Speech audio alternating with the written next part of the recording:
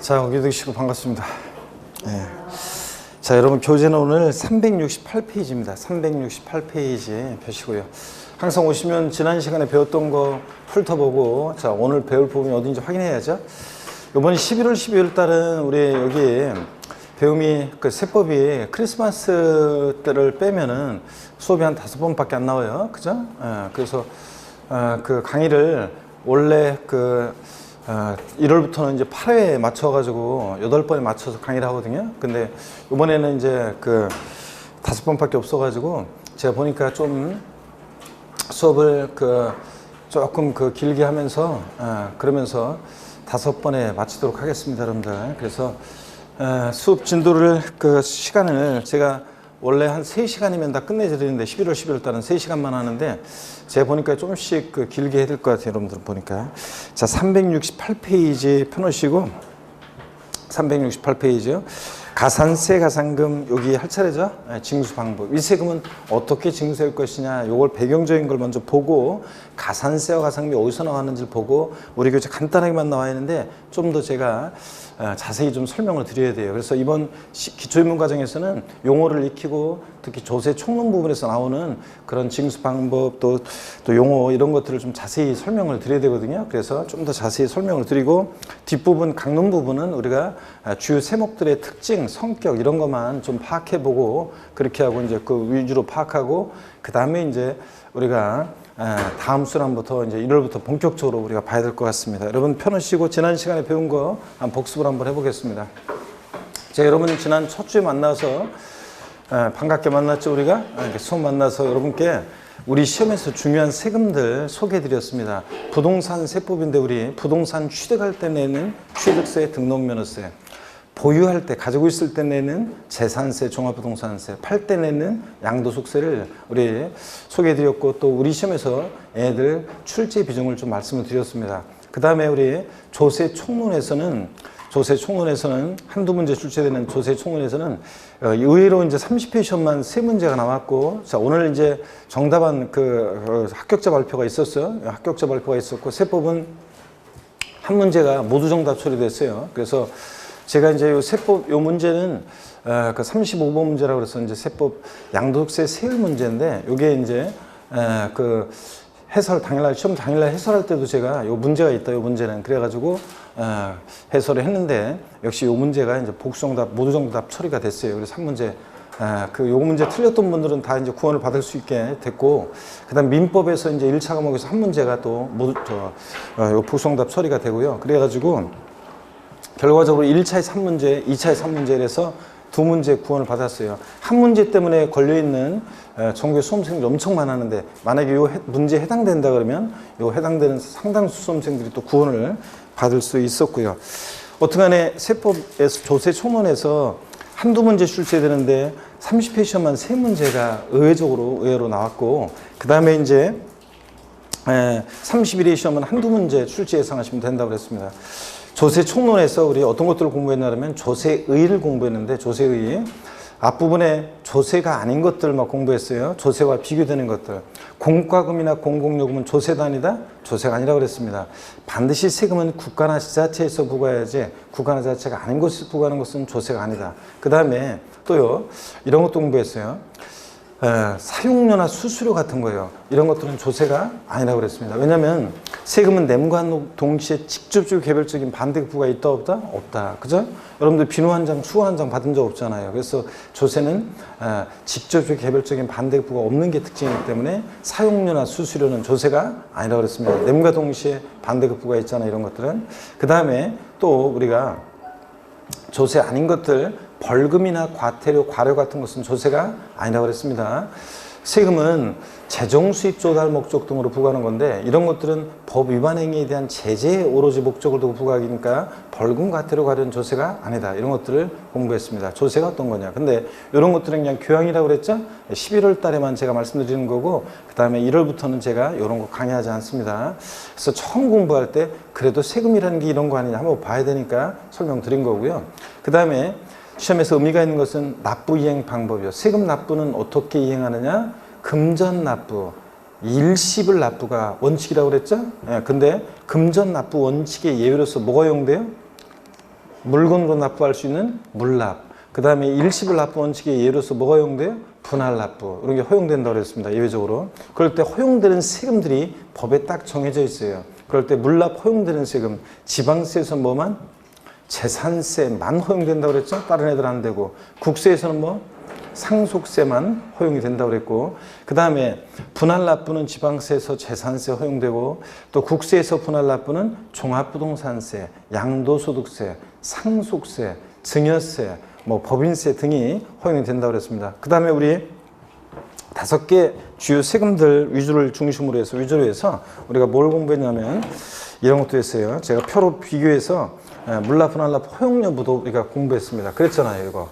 그래서 좀 어떻게 했냐면 허용 여부를 표로 봤었는데, 먼저 물납 허용되는 세금이요. 물납. 지방세에서 물납. 자, 취득세에서는 물납 허용돼야 안 돼요. 허용되면 O 아니면 X로 했었습니다. 물납 O의 X예요. X고, 분할납부요. 취득세 분할납부 O의 X예요. X고, 등록면허세, 자, 물납 O의 X예요.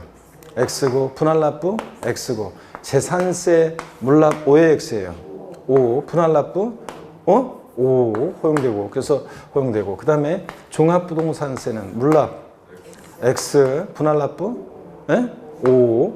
자, 여러분들이 하는 대로 내가 할 건데, 자, 정확히 물납은 양도세 O의 X예요. X, 분할납부 O의 X, 자신감이 쓰죠. O의 X예요. O 허용되고, 그 다음에 상속세요. 상속세 물납 O의 X예요. O. 그 다음에 분할납부 O고, 증여세는 물납 O의 X예요. X고, 분할납부 O고. 그래서 지방세법상 물납과 분할납부가 모두 허용되는 세금을 골라라. 그럼 뭘 고르셔야 돼? 재산세. 그 다음에 국세에서 물납과 분할납부가 모두 허용되는 세금을 골라라. 그럼 뭘 고르셔야 돼? 상속세 고르셔야 한다고 했습니다. 그렇죠? 이거 앞으로 시험내에서 시험장 갈 때까지 계속 제가 말씀을 드리는 거고, 이건. 자, 그 다음에 우리가요, 조세 분류. 자, 조세 분류를 통해서 우리 주요 세금들의 특징, 성격을 파악했는데, 그 중에서 먼저 과세 주체에 따라 세금 부과의 징수 권한인 자를 과세 주체라고 하고, 과세 주체에 따라서 국세와 지방세로 분류할 때, 지방세는 과세 주체를 세분화해서 알아두셔야 되는데, 취득세 과세 주체는 특광도, 특별시, 광역시, 도, 줄여서 특광도. 등록면허세는 구도, 특별시 광역시에서는 구, 도가 있는 곳에서는 도, 재산세는 시군구. 그리고 여러분들이요, 지자로 이것도 했나요? 혹시 지자로 이름 시작한 지방세 4가지가 있는데, 그 중에서 지방소득세라는 세금만 특광 시군이고, 나머지 애들은 특광 도. 이거 했나요? 안 했으면 괜찮습니다. 취득세 특광도, 등록면허세 구도, 재산세 시군구고, 그 다음에 또 특별자치도나 특별자치 시는 11개 지방세 세금에 다 과세 주체가 되고요. 그리고 지로 이름 시작하는 지방세 한 거 같은데, 여러분들 지자로 이름 시작하는 애들 4가지 중에서 지방소득세라는 세금만 특광 시군이고, 나머지 애들은 특광 도. 이거 안 했어요, 여러분들? 안 했으면 다음에 하면 됩니다. 그 다음에 또 보시면 우리 시험에서 중요한 5개의 세금들이요. 자, 취득세, 그 다음에 등록면허세, 재산세, 종합부동산세, 양도소득세예요. 자, 그럴 때 우리가 조세 분류를 왜 공부했냐 그러면 이 5개 주요 세목의 성격, 특징을 파악하기 위해서 공부한 거예요. 그래서 우리 총론에서 조세 분류는 이런 것 때문에 공부한 건데, 조세 분류. 얘들 5개 주요 세목의 성격을 얘기할 때 밑반찬, 전체유리처럼 공통적인 성격이 있었습니다. 이 5개 주요 세목은 직접세예요, 간접세예요? 직접세, 간접세예요. 직접세라고 그랬습니다. 납세 의무자와 세금 부담하는 사람이 일치해 불일치해요? 일치합니다. 납세 의무자가 세금 부담을 다른 사람에게 전가시킬 것을 예상하고 있는 세금을 뭐라고 한다? 간접세. 그 대표적인 한 가지, 부가가치세. 부가가치세는 세무서에 사업자 등록한 사업자만이 납세무자인데, 세금 부담은 받는 사람한테, 공급하는 사람한테 받아서 내니까 납세무자와 담세자가, 세금 부담하는 자가 일치해 불일치해? 불일치합니다. 나머지 얘네들 주요 세금들은 다 직접세입니다. 납세무자와 담세자가 일치합니다. 세금 부담하는 사람이. 얘들 5개 주요 세목은 보통세라고 그랬어요, 목적세라고 그랬어요? 보통세입니다. 그래서 얘네들은 사용 목적이 특정되어 있지 않고 국가나 지방자치단체나 국가의 일반적인 운영경비에 충당합니다. 사용 목적이 특정되는 세금을 뭐라고 그랬어요? 목적세. 그래서 어떻게 외웠냐 우리가? 교교농 찌찌. 국세 목적세 교교농에서 교 뭡니까? 교육세. 교 교통에너지 환경세. 농 농어촌 특별세. 지방세 목적세 찌찌에서 지 뭡니까? 지역자원시설세 지방교육세. 지역자원시설세 지방교육세. 이렇게 해서 교교농 찌찌만 목적세고 나머지 얘네들은 다 보통세입니다. 얘들 5개 주였으면 여러분요 독립세입니까 부가세입니까? 네? 독립세죠. 독자적 부가는 독립세고 이 독립한 세금에 부가에서 받는 세금을 뭐라고 한다? 부가세. 그래서 국세 세목 중에서 부가세가 있는데 한 가지는 제가 알려드릴게요. 교육세하고 또 뭐가 있어요? 교육세가 뭐? 농어촌 특별세. 교교농 중에서 교육세, 농어촌 특별세는 독립한 세금에 부가에서 받는 세금인데, 그죠? 그럴 때 이 부가세요. 자, 농어촌 특별세 나왔다. 뉘집 자식이냐? 항상 기억하라고 그랬는데 족보 얘기했잖아. 뉘집 자식이냐? 농특세는 뉘집 자식입니까? 예? 국세고 목적세고 부가세다. 그랬잖아요. 생각나요, 여러분들? 어떤 마을에 마을 입구에 어른들 모여서 얘기 나누고 있는데 그 마을에 젊은 애가 그 앞을 지나면서 인사도 안 하고 휙 지나가면 에이 감나무집 셋째 아들이 맞지? 아, 싸가지 됐다셨구나. 얘기했어요 안 했어요? 생각나야 한다 여러분들. 에? 왜 이것도 생각 안 나요 여러분들? 자, 그래서 요 얘기 들은데 그래서 농어촌 특별세는 네 집 자식이냐? 국세고 목적세고 부가세라고 그랬습니다. 자, 그래서 국세고 목적세고 부가세고 그 다음에 지방세 중에서 부가세가 있는데 어떤 게 있었어요? 에? 지방교육세. 지방교육세는 네 집 자식이냐? 지방세고 목적세고 부가세. 그렇잖아요 여러분들. 다시 까먹었으면 항상 제가 얘기했죠. 우리가 처음에 배우는 지식들은 돌았으면 잃어버리고 돌았으면 잃어버리고 그런 거잖아요 원래 그게. 근데 극복하는 방법은 딴 거 없어요. 자꾸 떠올리고 까먹었으면 다시 상기하려고 노력하고 이렇게 해야죠 여러분들. 제가 항상 얘기했잖아요. 제가 법과 관련한 어떤 뭐 그런 지식이나 정보나 이런 것들은 제 뇌가 빨리빨리 캐치하고 빨리빨리 의미를 파악하고 그래요. 논점을 빨리빨리 파악하고. 근데 있죠? IT 관련한 거라든가 이런 것 정보는 제가 이렇게 들으면 그 굉장히 뇌가 낯설어 하면서 금방금방 튕겨나가고 제가 이제 PPT로 뭐 하는 게 있어요. 그래가지고 그걸 직원들한테 배웠어요. 이렇게 어떻게 하고 뭐 애니메이션에서 뭘 어떻게 띄우고 막 배웠어요. 그럼 이제 하는 걸 만드는 걸 그래서 분명히 직원한테 배웠는데 있죠. 배우고 나서 듣고 나서 딱 돌아서는 순간 있잖아요. 벌써 약간 자신감이 없어져요. 내가 할 수 있을까? 막상 컴퓨터 앉으면 있죠. 막상 해보려고 하면 꼭 중간에 뭐가 생각이 안 나요. 까먹어가지고 그 용어가 잘 이제 생각 안 난단 말이죠. 그래서 또 직원한테 물어보고 그래서 분명히 알았어요. 한 일주일 지나서 또 하려고 하면 또 헷갈려요. 그래서 또 물어보고 이런 식으로 해서 너댓 번 물어보면 있죠. 그때서야 이제 좀 해보고 제가 직접 해보고 또 몇 번 물어봐서 해보고 이렇게 하면 한 너댓 번, 대여섯 번을 해야지 이게 이제 그땐 내게 돼요. 그러면 이제 다음에도 내가 또 할 수 있어요. 이제 반복해서 계속 하니까. 그런데 한 번 들었던 거 있죠. 한 달 후에 물어보잖아요. 아니면 내가 스스로 떠올려봐요. 생각이 안 나요, 여러분들. 그런 지식들은. 그래서 사람마다 다 그런 거예요. 여러분들이 법과 관련한 지식을, 그 법서나 이런 것들을 계속 보면서 살아왔다 그러면 금방 할 수 있지, 이거. 근데 이게 머릿속에 잘 기억이 되고요. 근데 그것과 담싸서 만약에 살아오셨다 그러면 이게 안 돼요. 저 같은 경우에도 이런 IT 관련한 거라든가 이런 것들은 지식들은 그쪽과 멀리 살아왔잖아요 제가. 그러다 보니까 안 돼요 이게 문과고 이게 그러다 보니까 안 돼요. 그런 것처럼 그 극복하는 방법은 또 딴 거 없어요. 계속 듣고 또 물어보고 또 하고 또 실행해보고 이렇게 계속 하는 수밖에 없습니다. 그래서 여러분들 자 모든 정보가 그런데 제일 중요한 것은 제가 제일 용서할 수 없는 건 이거예요. 까먹는 거는 저부터도 그렇기 때문에 까먹는 거는 당연한 거예요. 근데 단지 제가 용서할 수 없는 건 뭐냐면 제가 그랬잖아요. 제가 저희들이 제일 좋아하는 수험생, 안 좋아하는 수험생 얘기 안 해드렸나요? 저희들이 제일 싫어하는 수험생들은요. 한두 개 알려줬는데 하나를 알려줬는데 열을 알아버리는 수험생 있잖아요. 에? 하나 알려줬는데 그냥 두세 개 자기 스스로 알아버리는 수험생 이런 수험생은 저희들이 별로 안 좋아해요. 저희 업계에 생계를 위협하는 아주 안 좋은 수험생들이에요.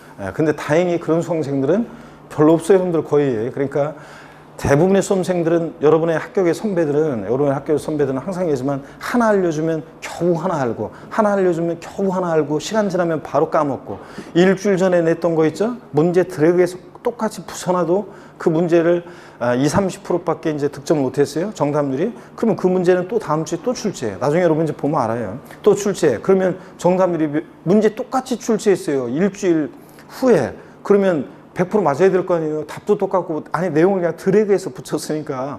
그런데 정답이 어떻게 되는지 나중에 한번 보세요. 60%밖에 안 돼요.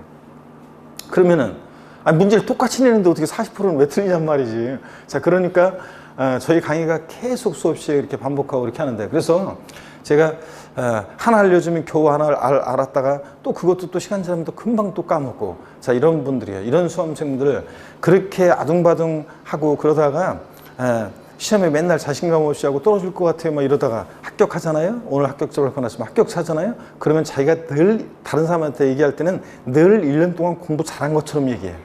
그래가지고 그냥 그죠? 늘상 공부 잘했던 것처럼 여유 있게 공부 잘하다가 합격한 것처럼 얘기하고 후배분들한테 그 다음에 그렇게 얘기합니다.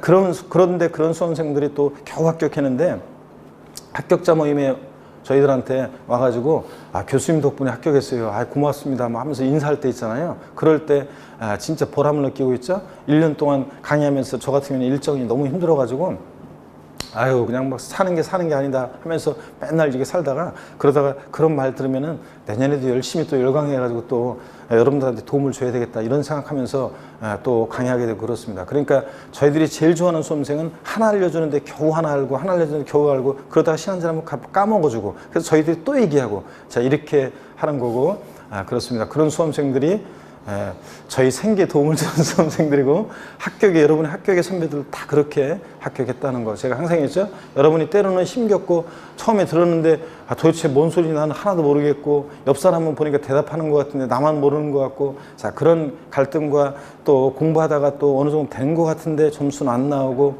자 이러면서 그런 많은 갈등들을 겪고 그렇게 하면서 합격했다는 거 여러분들이요. 이 공인중개사가 누구나 합격할 수 있는 시험이지만 아무나 합격할 수 있는 시험이 아니라고 그랬잖아요. 그래서 여러분 만약에 이 시험이 있잖아요.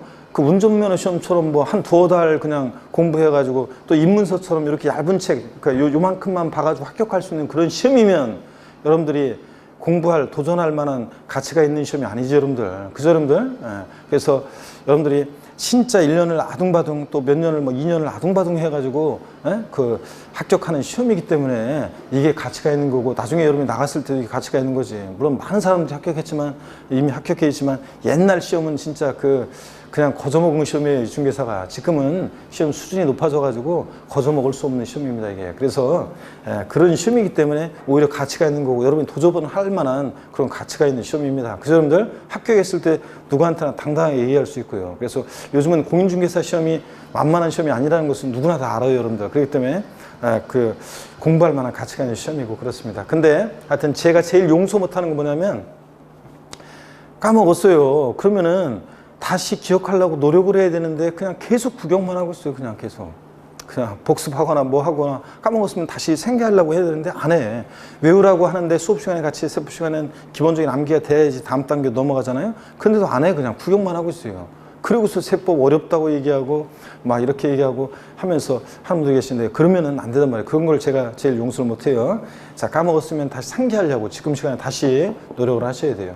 또 까먹어요? 그럼 또 하면 돼요. 다음 시간에 또 올려주니까 다음 순환에. 그러니까 하셔야 됩니다. 자, 얘네들은 다 독립세고 독립한 세금에 부가세 받는 세금 부가세인데 국세 중에서 부가세는 교육세하고 농어촌특별세. 지방세 중에서 부가세는 뭐가 있다? 지방교육세고요. 그 다음에 얘네들 5개 주요 세목은 여러분 종량세예요, 종가세예요. 종가세입니다. 가액과 금액에 따라서 계산되는 종가세고 또 과세 표준이 가액과 금액으로 표시되고요. 이 종가세일 때는 세율은 정액세율이 적용돼요, 정률세율이 적용돼요. 정률세율, 일정한 비율로 정률세율이 적용되고 종량세는 등록면허세에서 일부가 대표적이죠. 그래서 말소등기, 변경등기 같은 것들은 등록면허세는 미리 말씀드리면 건당 6,000원. 건수과세 표준이니까 양이죠. 종량세. 6,000원 금액의 세율로 적용되니까 정액세율이 적용된다. 그랬죠, 여러분들? 애들은 다 그래서 5개 주요 세목은 특징이 공통적인 성격, 직접세고, 보통세고, 독립세고, 종가세인 그런 세금이다. 이런 것들을 조세 분류를 통해서 공부했습니다. 또 여러분이 우리 어떤 걸 공부했냐면 잘 보세요. 부동산 우리 세법이니까 부동산 활동에 따른 분류 30회 시험에서 나왔었고 부동산 학계론에서도 나왔었고 세법에서 나왔다고 그랬죠. 부동산 활동에 따라서 취득 시에 부동산 취득할 때는 대표적인 세금 어떤 겁니까? 취득세, 등록면허세, 보유 그리고 상속세, 증여세. 취득 시에 부과되는 세금, 취득세, 등록면허세, 또 국세에서는 상속세, 증여세. 보유 시에만 부과되는 보유세 세 가지, 재산세, 친구 따라다니는 항상 물납 분할납부만 따라다니는 재산세 따라다니는 친구 누구? 지역자원시설세, 특정부동산부. 소방분으로 바뀌려고 했는데 이게 이 시행 시기가 최근에 발표가 되는데 2021년도부터 시행이니까 여러분 시험과는 관계없고 이제 지역자원시설세 소방분이 아니라 특정부동산분. 예. 그 다음에 재산세 친구고 소방시설 같은 그 공동시설을 유지관리하는 목적으로 부과되는 지역자원시설세, 특정부동산분. 그 다음에 국세 중에서 대표적인 보유세 어떤 거? 종합부동산세. 이 세 가지 보유시에.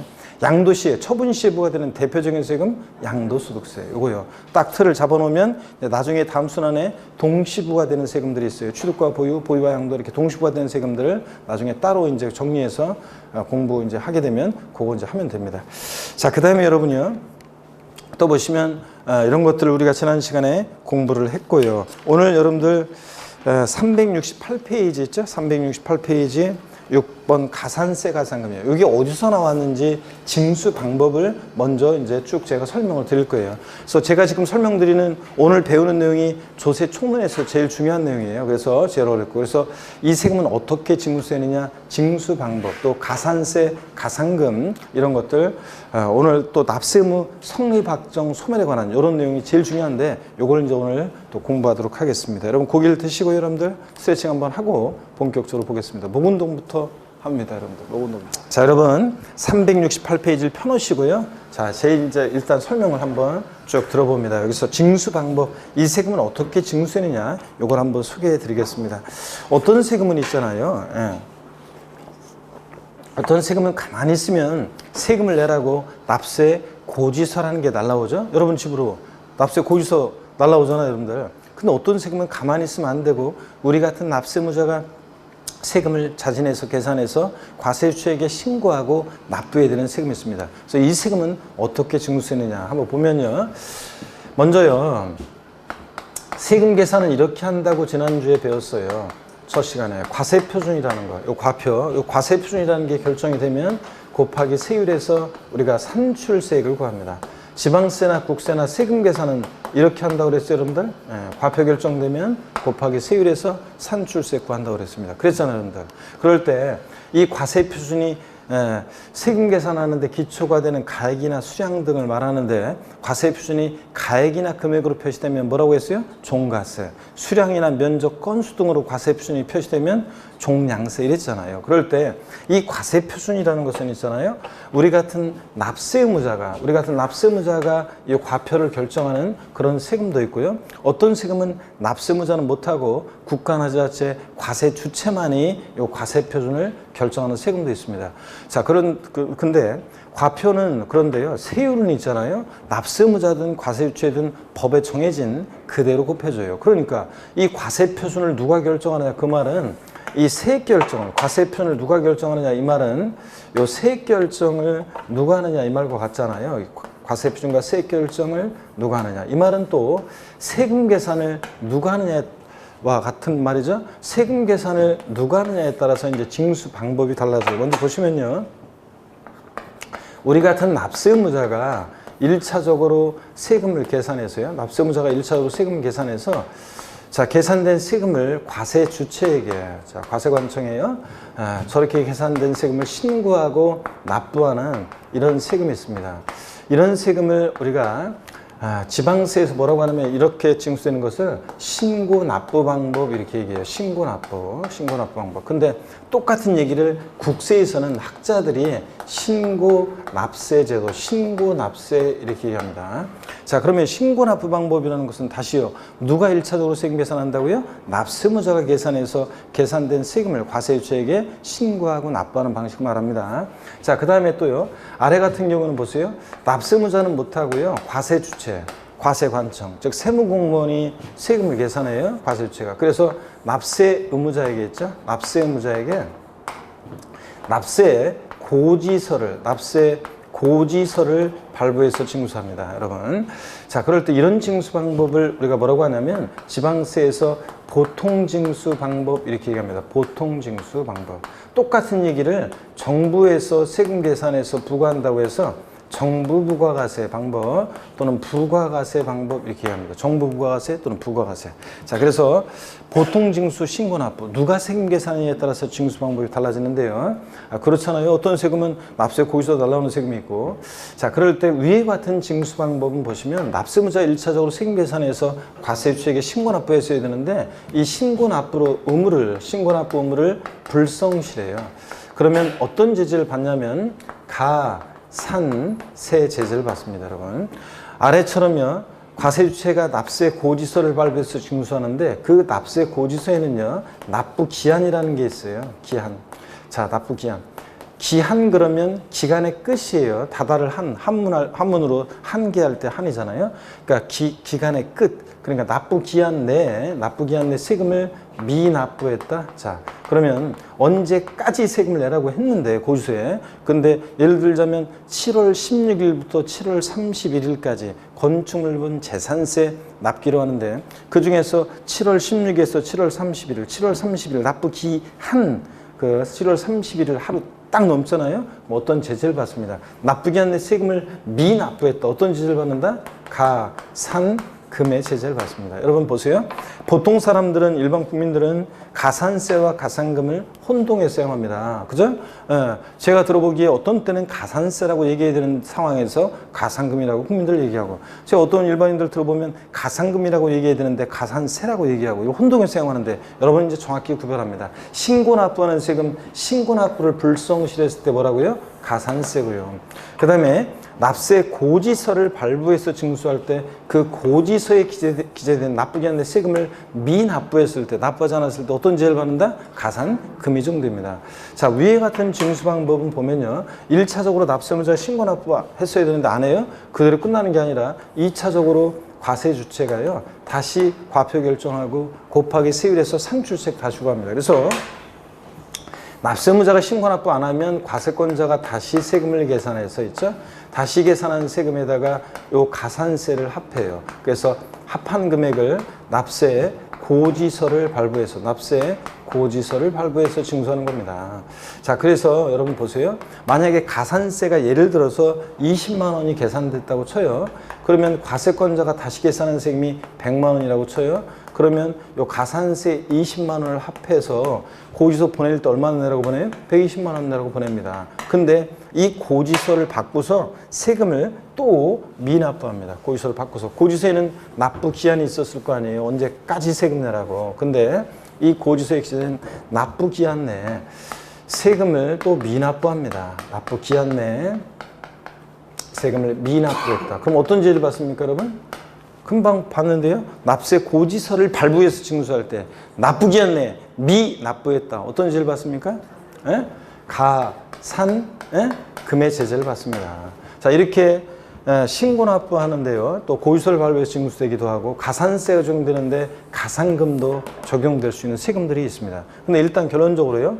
요 가산세는 있죠. 요 가산세는 가산금을 포함하지 않습니다. 자, 가산세는 가산금을 포함하지 않는다고 했는데 여기 보세요. 옛날 시험에 가산세는 가산금을 포함한다고 시험에 나온 적도 있는데 자, 보세요. 이 징수 흐름상 이 뒤에 나온 가산금이 어떻게 앞에 가산세에 포함돼요? 예? 흐름상 이 뒤에 나온 게 어떻게 앞에 가산세에 포함돼? 가산세는 가산금을 포함하지 않습니다. 자, 그러면요. 이렇게 원칙적으로 납세무자가 세금 계산해서 과세주체에게 신고 납부를 하는데 원칙적으로 자, 가산세부터는 과세권자가 다시 계산한 세금에다 합해서 납세 고지서를 발부해서 징수하니까 예외적으로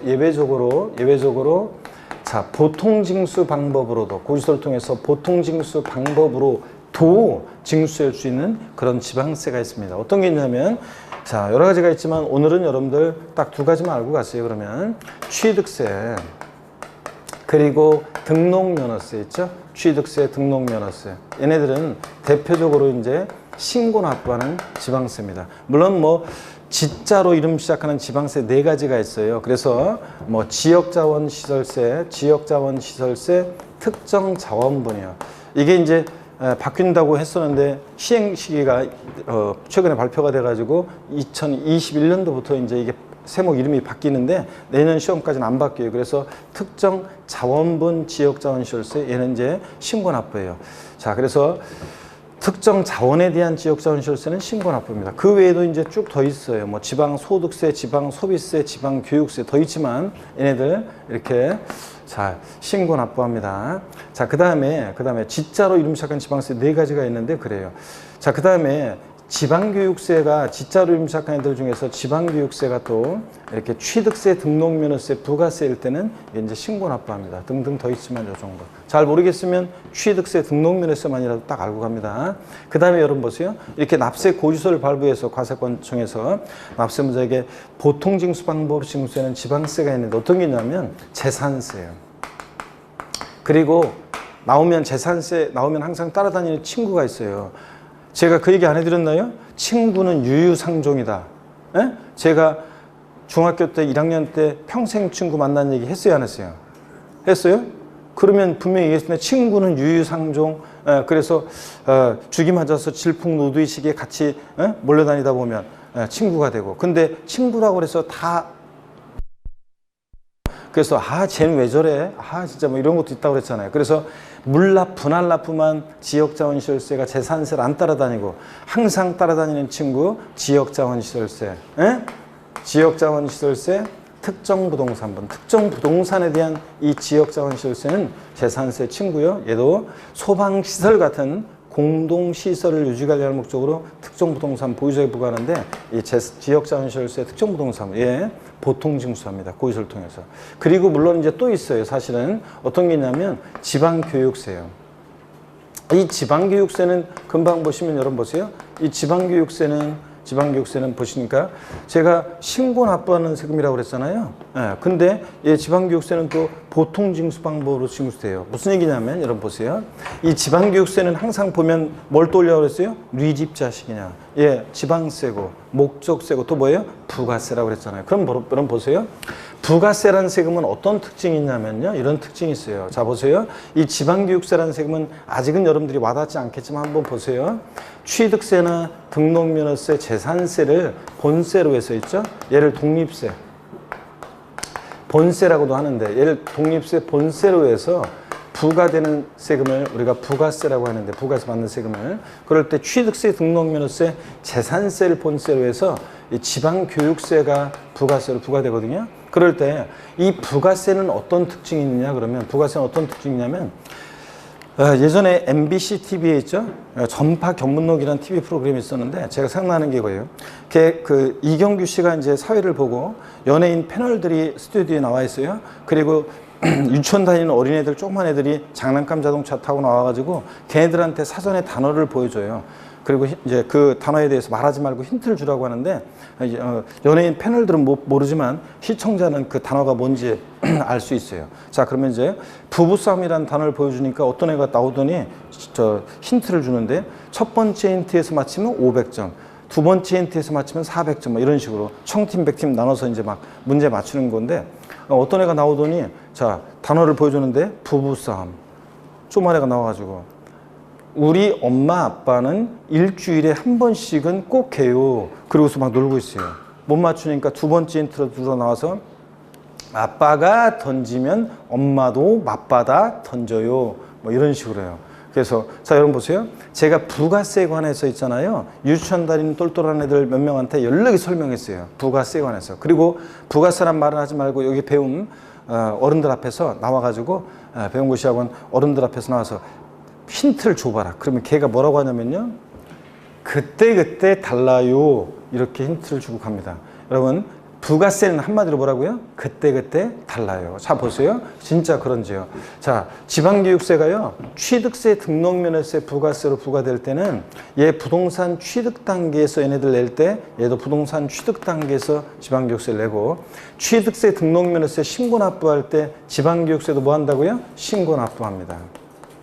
그리고 자, 재산세, 부가세일 때 지방교육세는요, 재산세 부동산 보유 단계에서 부과되잖아요. 얘도 부동산 보유 단계에서 지방교육세 내는 거고, 또 얘 고지서를 통해서 보통징수할 때 모두 함께요, 지방교육세도 보통징수예요. 그러니까 알겠네. 그때 다르잖아요. 부가세들은 이렇게 본세에 따라서, 본세, 독립세에 따라서, 본세에 따라서 부가세들은 그때 달라요. 그래서 어려울 게 하나도 없어요. 외우는 게 아니에요. 지방교육세. 그리고 제가 농어촌 특별세는 여기 안 썼지만, 농어촌 특별세나 지방교육세 같은 부가세들은 그냥 그때 달라요. 본세에 따라서 신고납부할 수도 있고, 뭐 할 수도 있고, 보통징수할 수 있고, 본세가 신고납부면 얘도 신고납부고, 본세가 보통징수면 얘도 보다 보통징수입니다. 본세에 따라서. 그래서 지방교육세가 이렇게 신고납부할 수도 있고, 보통징수할 수도 있다. 이렇게요. 자, 그 다음에 또 계속해서 봅니다. 정부 부가가세는 국세가 있어요. 정부 부가세는 고지서를 발부해서 징수세는 정부 부가세는 국세가 있는데 어떤 게 있냐면, 자, 종합부동산세. 여러분, 종합부동산세는 정부 부가가세입니다. 종합부동산세. 자, 원칙적으로 얘는 정부 부가가세 하는데요. 종합부동산세도 납세 고지서가 날라오는 세금입니다. 근데 납세무자가 있죠? 고지서를 딱 보고, 진짜 이건 휴통에 버리고 내가 신고납부하겠다 그러면 종합부동산세는 신고납부할 수도 있어요. 자, 보세요. 종합부동산세 원칙은 정부 부가세지만 납세무자가 종합부동산세, 줄여서 종부세, 종합부동산세는 신고납부를 선택하면 얘는 신고납부할 수도 있는 그런 세금입니다. 그래서 시험에서 종합부동산세는 정부 부가가세 방법으로만 징수되는 조세이다. O, X, X입니다. 또 질문 드리겠습니다. 재산세는 보통징수 방법으로만 징수되는 조세이다. O, X요. 보면서 대답해 보세요. 재산세는 보통징수 방법으로만 징수되는 조세이다. 에? 보면서 대답하라니까. 맞죠, 여러분들? 재산세는 보통징수 방법으로만 징수됩니다. 재산세는요, 여러분, 고지서 이제 2020년도 내년에 고지서 날라왔는데 여러분이 딱 보고, 여보, 내가 이제 세법 공부했잖아. 공인중개사 공부하잖아. 올해부터는 재산세는, 우리 집 재산세는 내가 계산할게. 된다, 안 된다? 안 됩니다. 아버지, 우리 집, 내가 세법 공부해가지고요, 우리 집 재산세 올해부터 내가 계산해요. 된다, 안 된다? 안 된다니까, 여러분. 재산세는 보통징수 방법으로만 징수입니다. 또 얘는요, 어떤 경우에도 가산금만 적용되지 가산세가 적용될 수 없는 세금이에요. 보통징수 방법으로만 징수하니까. 그래서 나중에 이제 공부가 많이 되면요, 이런 게 나와요. 재산세에서 어떤 신고 의무가 있어요. 이런 신고 의무를 안 했다고 해가지고 가산세 적용된다? 무조건 틀려요. 알았죠, 여러분들? 재산세는 보통징수 방법으로만 징수되고 어떤 경우에도 뭐만? 가산금만 적용되지 가산세가 적용될 수 없는 세금입니다. 종합부동산세는 원칙은 정부 부가세하는데 뭐 할 수도 있고요, 신고납부할 수도 있고요. 자, 그 다음에 또 정부 부가세는 국세가 또 있어요. 상속세, 증여세예요. 여러분, 상속세나 증여세는요, 정부 부가가세합니다. 요렇게만 해놓고 설명을 이제 더 이상 부연 설명을 안 하고 지나가면은, 수험생들이 그 타사 이제 보면, 저 어떤 회사 이제 뭐 보면 홈페이지에 막 질문이 엄청 많이 나옵니다. 교수님, 제가 분명히요, 증여받으면서 제가 증여세를 세무서에 신고한 적이 있는데요, 상속세 저희들이 신고한 적이 있는데요, 하면서 막 질문이 옵니다. 여러분, 상속세나 증여세, 자, 어떻게 징수가 되는지 한번 설명을 드릴 건데, 상속세, 증여세의 자세한 내용은 우리 시험 범위에서 제외됐기 때문에 상속세, 증여세는 시험 범위에서 제외된 세금이라 자세한 내용 출제 안 돼요. 참고적으로 한번 보세요. 상속세나 증여세는 이래요. 먼저 상속이 개시되면 돌아가시잖아요. 비상속인. 그러면 상속 개시일이 속하는 달의 말일로부터 6개월 내에, 증여세 같으면 증여일이 속하는 달의 말일로부터 3개월 내에요. 자, 신고하도록 하고 있어요. 우리 같은 납세무자가 신고를 해야 돼요. 상속세, 증여세를. 자, 신고하도록 하고요. 이 신고기한 내에 신고를 안 하면 가산세도 적용돼요. 그럼 신고납부하는 세금이네요? 아니에요. 보세요. 이 신고기한 종료일로부터 다시 6개월, 증여세 같으면 3개월 내에 있죠? 예. 최종적인 이 납세무자의 신고된 것을 보고 최종적인 세액 결정을 누가 하냐 그러면 최종적인 세액 결정은 관할 세무서에서 해요. 정부에서. 그래서 상속세나 증여세는 정부 부가가세하는 조세다 이렇게 얘기합니다. 최종적인 세액 결정을 누가 하니까? 정부에서 하니까. 아이, 그럼 애초에 그냥 관할 세무서장이 세금을 계산해서 고지서를 보내주면 될 것이지 왜 또 신고하도록 하고 안 하면 가산세 종료하고 그러느냐. 여러분 보세요. 어떤 분이 돌아가셨어요. 광명시에 사는 어떤 분이 돌아가셨어요. 그러면 광명시 관할 세무서 공무원이 있잖아요. 세무 공무원이 이제 귀신서 말고 장례식장에 나타나가지고 이 돌아가신 분이 남겨놓고 가신 재산을 싹 다 조사합니다. 그래가지고 뭐 몇 날 며칠이고 몇 달이고 이 사람이 돈을 빌려줄 만한 사람이 있는지 없는 사람이 받은 게 있는지 누구한테 그러니까 채권 채무관계 자 받을 게 있는지 줄 게 있는지 이런 걸 싹 다 조사하고 다닙니다. 예? 남겨놓은 재산 다 조사하고 이래가지고 상속 재산, 남겨놓은 재산에서 채무 빼고 뭐하고 뭐 하고 해가지고 납세 고지서를 발부해서 징수한다. 가능한 일이에요? 불가능한 일이에요? 불가능하죠, 여러분들. 그러니까 상속세는 일단 납세무자로 하여금 신고하도록 하고 또 신고된 것을 바탕으로 최종적인 세 결정을 정부에서 합니다. 그러면 애초에 취득세나 등록면허세나 또 미리 말씀드리면 양도소득세처럼 신고 납부하는 세금으로 하지 신고함으로 확정해서 딱 끝내지 왜 또 자기가 또 최종적인 세 결정을 하느냐? 그럼 보세요. 신고함으로 확정되게 되면 문제점이 또 생겨요. 우리가 취득세나 양도세 같은 애들은 뭘 취득한 물건이 딱 있잖아요. 판 물건이 딱 있잖아요. 이거 나중에 신고를 잘못하면 딱 벌써 드러나요. 그런데 상속세나 증여세는 보세요. 상속세라면 예를 들면 어떤 분이 돌아가셨어요? 부모님이 돌아가셨는데 부모님 친한 친구분이 와가지고 야 친구야 오래 건강하게 오래오래 살다고 얼마 전까지도 소주 한잔 하면서 얘기했는데 자 친구야 먼저 가냐 하면서 막 이제 슬퍼합니다. 문상 끝나면 그 친구분 골방으로 데려와서 저희 아버지가요 10억 재산 남겨놓고 돌아가셨는데요. 살아 생전에 5억 원 아버님 친구분한테 빚 증거로 좀 이렇게 좀 차용증 하나만 써주세요. 그래가지고 뭐 임연계약서 쓰겠지만 어떡하네 아버지 인감증 갖고서 채무 같은 거 막 만들어내가지고 자 남겨놓고 하신 재산 10억인데 채무 5억 빼고 일괄공제 상속공제 5억 빼고 그래서 과세표준은 빵 이런 식으로 할 거 아니에요. 그렇기 때문에 신고에 의해서 확정할 수가 없어요. 취득세나 양도세처럼 물건이 딱 있는 것도 아니고 그렇기 때문에 자, 일단은 신고하도록 하고 신고된 것을 바탕으로 최종적인 세 결정을 관할 세무서에서 할 수밖에 없어요. 그래서 상속세나 증여세는 어떤 세금이다? 정부 부과하는 세금입니다. 신고하도록 하지만 결정을 정부에서 하니까. 대충 이해하셨죠, 여러분? 그러면은 우린 결론만 알면 돼요. 자, 정부 부과가 세는 세금 그러면 딱 세 가지만 기억하면 돼요. 종합부동산세, 상속세, 증여세는 뭐 한다고요? 정부 부과세입니다. 그리고 나머지 웬만한 세금들은요.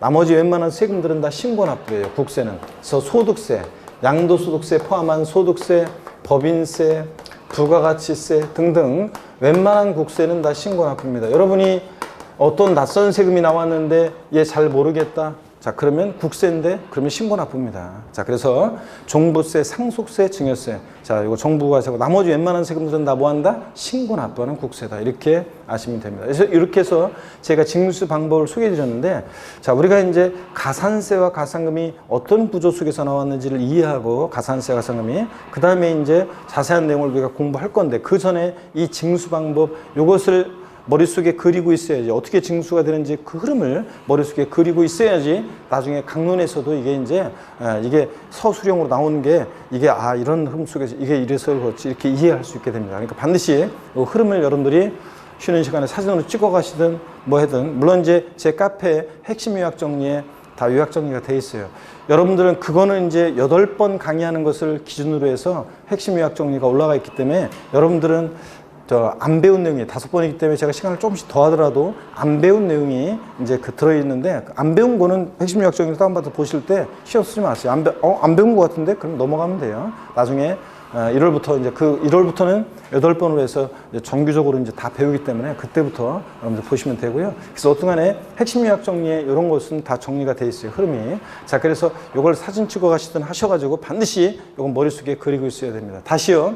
신고 납부 방법이라는 것은 1차적으로 누가 세금 계산해요? 납세무자가. 계산된 세금을 과세주에게 신고하고 납부합니다. 이 신고 납부를 불성실하면 어떤 제재를 받는다고요? 가산세가 적용되고 자, 1차적으로 얘가 신고납부 안 했으니까 2차적으로 과세 주체가 다시세금 계산해서 요 가산세 다시 계산한 세금에다가 가산세 합한 금액을 납세 고지서를 발부해 징수합니다. 근데 그 고지서를 받고서 세금을 또 미납부했다. 납부기 않네요. 그럼 어떤 죄를 받는다? 가산금이요. 자, 이렇게 원칙 신고납부하는데 예외적으로 가산세부터는 고지서를 발부해서 즉 보통징수 방법으로 도 징수할 수 있는 지방세가 있는데 여러 가지가 있지만 오늘 딱 두 가지만 알아도 돼요. 어떤 거요? 취득세, 등록면허세, 신고납부합니다. 그리고 지자로 이름 시작해야 될 네 가지가 그런데 그중에서 지역자원시설세, 특정자원분 아직 뭐 와닿지 않을 건데 지역자원시설세, 특정자원분이요. 어떤 특정 자원에 대한 지역자원시설세는 뭐한다? 신고납부다. 이런 거 등등. 또 지방교육세 같은 애들은 본세에 따라서 그때그때 다르고 취득세, 등록면허세, 부가세일 때 지방교육세는 취득세, 등록면허세에 따라서 뭐하고? 신고납부하고요. 자, 그 다음에 국세에서는 신고납부하는 국세, 소득세, 법인세, 부가세 등등. 종합부동산세도 신고납부 선택하면 뭐 할 때? 신고납부할 수 있습니다. 거기서 통역 날라온 거 버리고 신고납부 선택하면 신고납부 할 수 있고. 그 다음에 또 봅니다. 보통징수. 국세에서는 정부 부가세 방식은 누가 세금 계산해요? 과세 주체가, 과세관청에서. 그래서 납세 의무자에게 납세 고지서를 발부해서 징수하는데 납부기 않는 세금을 미납부했다. 어떤 죄를 받는다? 가산 금정됩니다. 이렇게 보통징수라는 지방세가 있는데 딱 두 가지만 알고 있어도 돼요. 어떤 거예요? 재산세, 친구, 지역자원시설세, 특정부동산분. 자꾸 소리를 내야 돼, 입에서. 예. 그 다음에 재산세, 부가세일 때 지방교육세요. 물론 이제 더 있어요. 뭐 보통징수하는 지방세 보면 여러분 집으로 거기서 날라오는 지방세 어떤 게 있냐면 주민세예요. 여러분 1년에 한 번씩 균등분 주민세라고 해서 이따 나 배워놓을 건데 주민세 내잖아요. 여러분 집으로 자동차세 거기서 날라오잖아요. 그러니까 자동차세나 균등분 주민세라고 해서 그런 것들도 신고납부하는 보통징수하는데 자, 그런 것들 신경 쓰지 마시고 딱 두 가지 알아두시고요. 그 다음에 지방교육세 같은 부가세들은 그때그때 다른 거고요. 본세에 따라서 신고납부할 수도 있고 보통징수할 수도 있고 그런 거고. 자, 정부부가세는 국세 어떤 게 있다? 종부세, 상속세, 증여세, 정부부가세. 나머지 웬만한 국세는 다 뭐한다? 신고납부한다. 아셨죠, 여러분? 요거를 꼭 아셔야 되고. 그 다음에 이제 368페이지 가산세, 가산금인데 잠시 여러분 쉬었다가요. 제가 가산세와 가산금이 이런 구조 속에서 나온 건데 자세한 얘기들을 이따가 제가 필기해 드리면서 설명을 드리겠습니다. 잠깐 쉬겠습니다, 여러분.